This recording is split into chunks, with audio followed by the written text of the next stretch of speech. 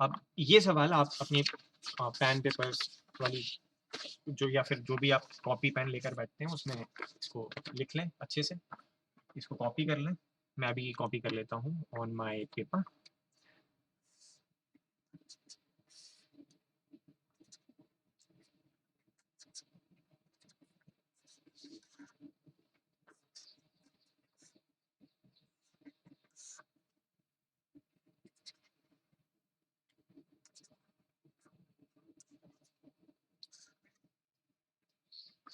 Although the question is a bit different, उसमें आपसे पूछा गया है कि IC और I नॉट की वैल्यूज निकालिए, but don't worry about it. हम लोगों को अभी क्वेश्चन केवल R इक्विवेलेंट सॉल्व करने का कि भाई R इक्विवेलेंट सॉल्व करके बताइए what it is going to be done.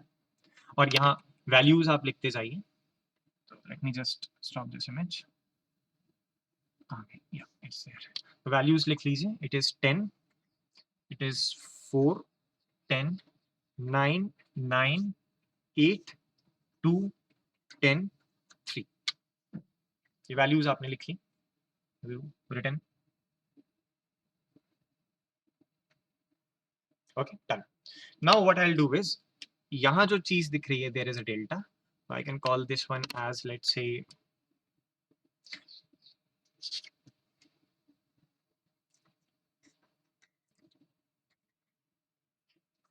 तो अब आपके ऊपर डिपेंड करता है कि आप आर ए किसे मानते हैं, आर बी किसे मानते हैं, आर सी किसे मानते हैं। Let me call this one as R A, this as R B and this one as R C. तो इसका मतलब जो आर ए सी है वो 9 के बराबर है, आर ए बी है वो भी 9 के बराबर है, और आर बी सी जो है वो 8 के बराबर है इस केस में। तो ये जो ब्लैक से लिखा है it's not there in the circuit, मतलब ये हम इक्विवेलेंट सॉल्व करेंगे तब आएगा हमारे पास। So I know that my R A C equals 9, my RAB equals 9 and my RBC is equals to 8। अब मुझे कैलकुलेट करना है RA क्या होगा।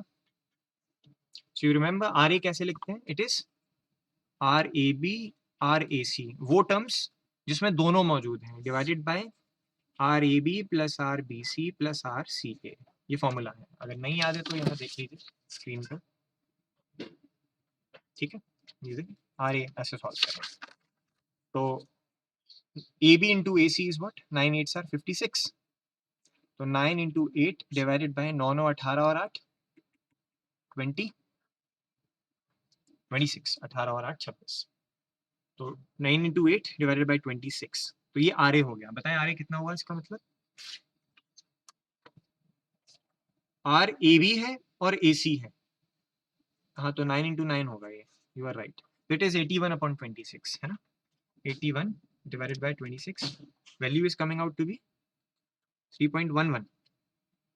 Okay, what about R B, it would be R B C R A B या B A और divided by 26।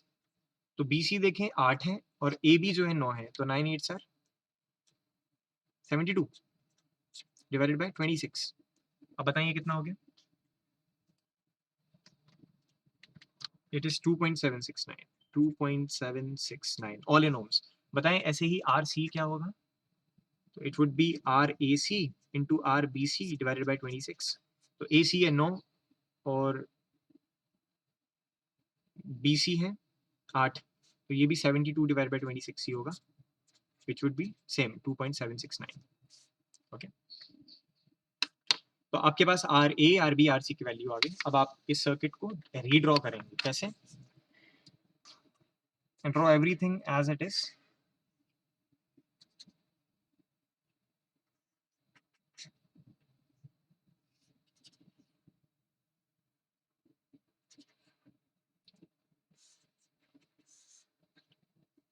ये 10 था, ये 4, ये 10, ये 3, ये 10 और ये 2, और जो बीच में था उसे अब हमने कन्वर्ट कर दिया है ऐसे। There is a resistance, there is another resistance and there is another resistance. हमने तोड़ दिया उसे एक स्टार में, वो जो डेल्टा था। अब आर ए कितना निकाला था हमने, आर बी वो यहाँ आएगा। तो ये याद रखना है आपको, दिस इज क्रिटिकल, कि ए बी और सी का प्लेसमेंट क्या है। तो फिर वो नॉमेनक्लेचर कि आपने ए बी किसे लिया, ए सी किसे लिया, बी सी किसे लिया, वो बहुत ज़्यादा इंपॉर्टेंट हो जाता है। तो कंफ्यूज ना हो कि हमेशा तो हम ये ए बी इसको लेते हैं। आप केवल जिन दो टर्मिनल्स के बीच में आ रहा है, जैसे देखिए आर ए और आर सी के लिए तो ये ए सी हो गया, ये आर ए और आर बी के लिए तो ए बी हो गया, इस तरीके से। तो ये बहुत क्रिटिकली याद रखना है आपको, ठीक है, and you should not make a mistake. फिर आर बी इन दोनों में से कहाँ है, ये वाला है या ये वाला है? This one is RB, okay, and the value of RB is 2.769. What about RC?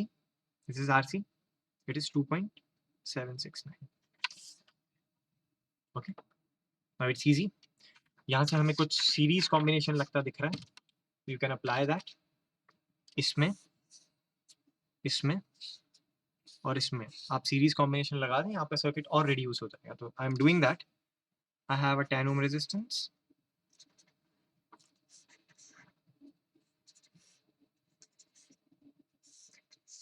तो ये 10 है, ये भी 10 ओम का है, ये भी 10 ओम का है। ये 4 और 3 7.11 हो गया, ये 2.2 और ये हो गया 4.769 और ये हो गया 5.769। ओके, और इक्विवेलेंट आपको इसके अक्रॉस निकालना है।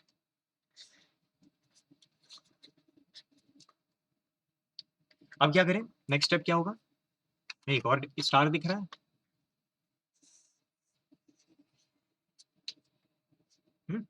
अब मान लो मैं इसको आर बी मान रहा हूं, इसको आर ए मान रहा हूं और इसको आर सी मान रहा हूं, तो बी सी कौन सा होगा?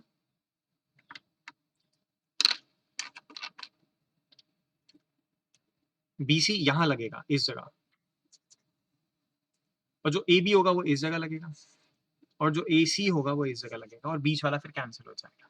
तो now write down R A is 4.769, RB is 7.11, RC is 5.769.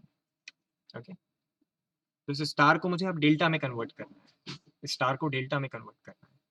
तो स्टार को डेल्टा में कन्वर्ट करना है, it means I want R A B. तो आर ए बी क्या होता है? न्यूमरेटर में तो सबका sum same, which is, let me just calculate, 4.769, आप भी कैलकुलेट कीजिए, into 7.11 plus 7.11 into 5.769 plus 4.769 into 5.769. तो numerator is same 102.43 for all. आप एक बार चेक कर लीजिए, R A R B, R B R C और आर सी आर ए, इन तीनों का सम। तो 7 चौक 28, 7 पंजे 35 और 5 चौक 20, करीब इतना होना चाहिए, तो 100 के बराबर आ रहा है, ठीक है। डिवाइडेड बाय यहाँ क्या करेंगे, किससे डिवाइड देना होगा? आर ए बी है तो इट वुड बी 5.769 से डिवाइड दें। इसी तरीके से आर बी सी निकालेंगे जब आप, तो उसे 102.43 डिवाइडेड बाय 4.769 से डिवाइड देंगे, और जब आप आर ए सी निकालेंगे तो 102.43 डिवाइडेड बाय आर बी 7.11 से डिवाइड। तो आप मुझे इनकी वैल्यूज बता दीजिए, what the values are going to be. तो first one should be 5.769, this should be nearly 17.75. okay, second one should be 102.43 divided by 4.769, 21 something, then 102.43 divided by 7 should be different, 2.43 divided by 7.11, so it is nearly 14.40. okay, it is 14.40 exactly. Now you know where to place R A B R B C R C A. तो A ये था, B ये था, तो इन दोनों के दरमियान जो आएगा, तो this is R R A B, ये वाला रेजिस्टेंस, ये बी सी है, ये सी ए है। तो अब नया एक और आप सर्किट बनाएं। तो यू हैव 3 रेजिस्टेंस 10-10 ओम के, this is 10, this is 10, this is also 10, और फिर एक रेजिस्टेंस इसके पैरेलल, एक रेजिस्टेंस इसके पैरेलल और एक रेजिस्टेंस इसके पैरेलल। ये 3 रेजिस्टेंसेस हैं आपके पास, जिनमें कि आर ए बी हमारा ये है, इसकी वैल्यू है 17.75, आर बी सी ये है, इसकी वैल्यू है 21.47, और आर ए सी जो है 14.40, वो ये रहा। ठीक है, अब इन तीनों को पैरेलल में लीजिए, ये पैरेलल, ये पैरेलल और ये पैरेलल, और इसके बाद आपको केवल इतना सर्किट मिलेगा। ओके, तो बताइए कि इन दोनों को पैरेलल में लिया तो क्या वैल्यूज आएंगी। So it is like 1 divided bye 21.47 plus 1 divided bye 10 and 1 divided by answer, तो ये तो हो जाएगा 6.82। ऐसे ये वाला बताइए कितना हो जाएगा, what this will be. So it's like 1 divided bye 14.40 14.4 plus 1 divided by 10 and 1 divided by answer, it would be 5.90. okay, अब बताएं ये क्या होगा। it would be 1 divided by 17.75 plus 1 divided by 10 1 divided by answer, it is 6.39. okay, एक बार check कर लीजिए, should be good, should be the same. now take these two, क्योंकि ये डिवाइड नहीं हो रहे हैं, इन सीरीज है, तो ये दो सीरीज में ले लीजिए और इन दोनों को पैरेलल में, तो दिस इज 6.39। अब ये दोनों सीरीज में, तो ये सम कर दीजिए, बताइए कितना आ रहा है। 6.82 प्लस 5.90, ये हो गया 12.72। अब 12.72 और 6.39 आ रहे हैं पैरेलल, तो 1 divided by answer plus 1 divided by 6.39। So final आएगा आपका जो रेजिस्टेंस होगा, it would be R equivalent. समय लीजिए, मुझे बताइए कितना आ रहा है आपका। मेरा तो, आपका कितना आ रहा है।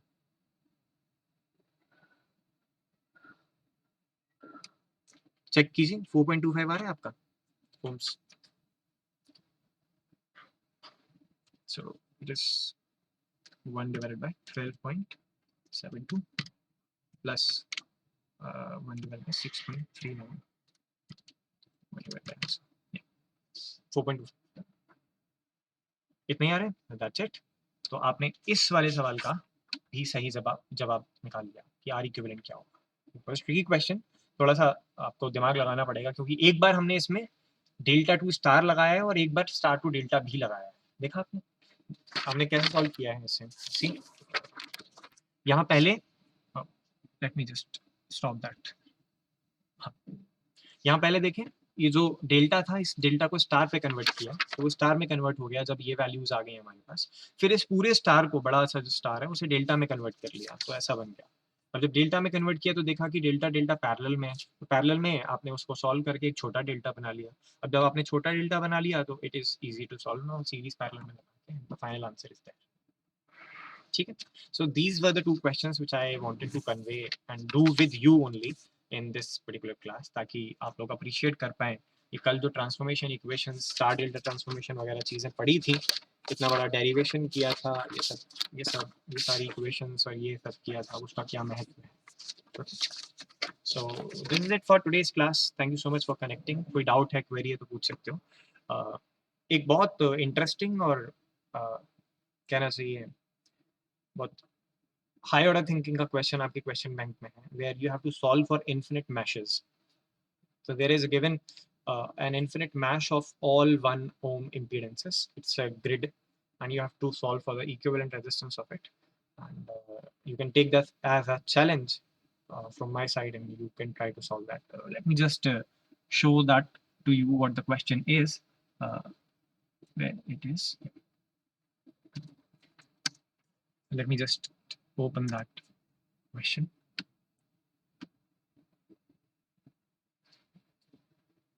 So there are many questions in your question bank, and you can practice on these star delta transformations just for that. There is a very interesting question, and let me just take a snap of it, and I would like to show that to you. Where it is. Sorry. Snipping.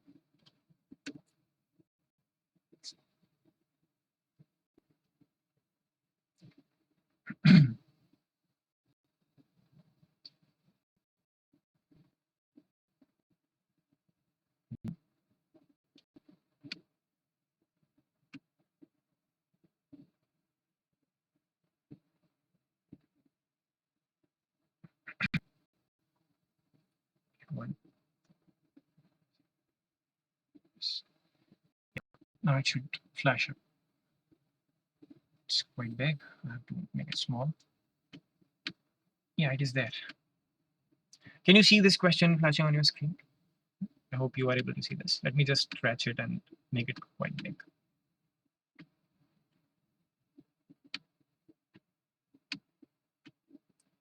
Yeah, now it must be visible. You can see this.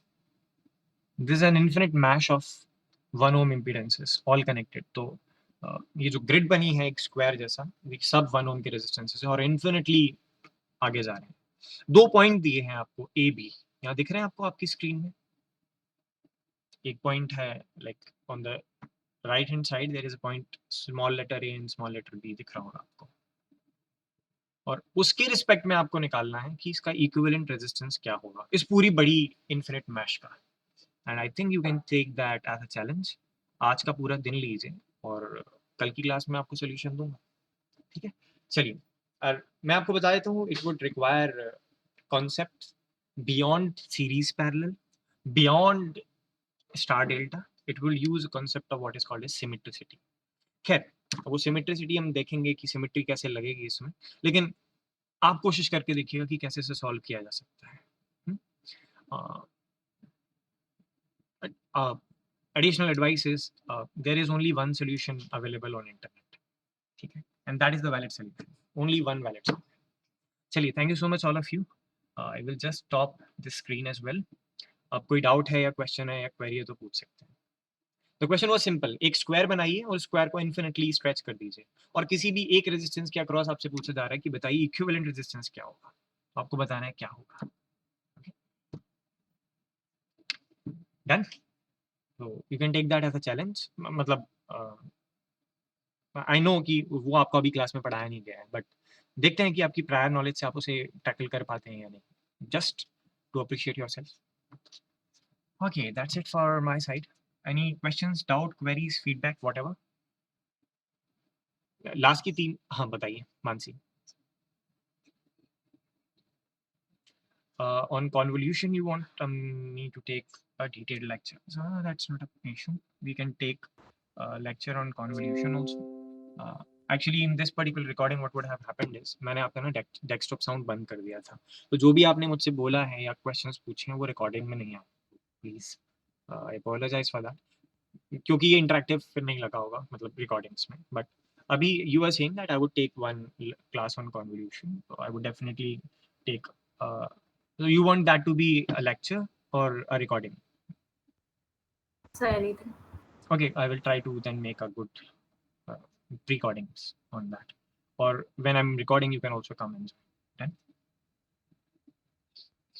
So convolution is one thing. Another thing is Isha Garg I think mentioned me that I want to focus, I should also take one class for revision on the synthesis of functions using ramps and unit steps, so that also we will do. Okay,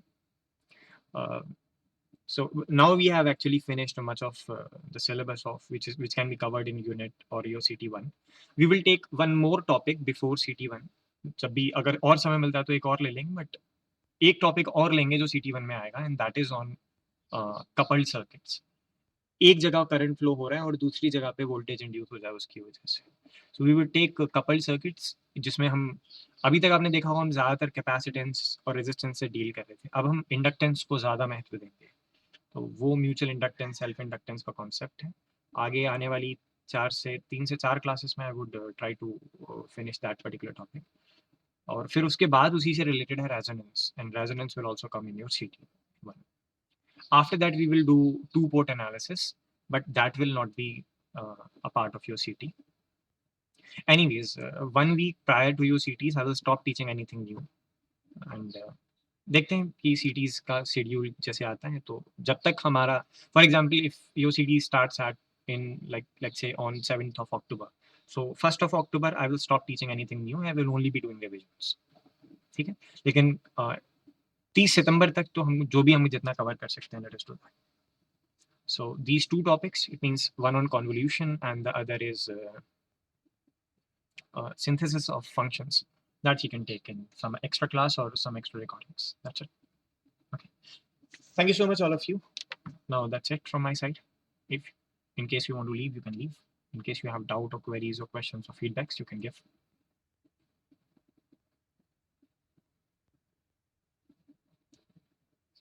Okay. So I will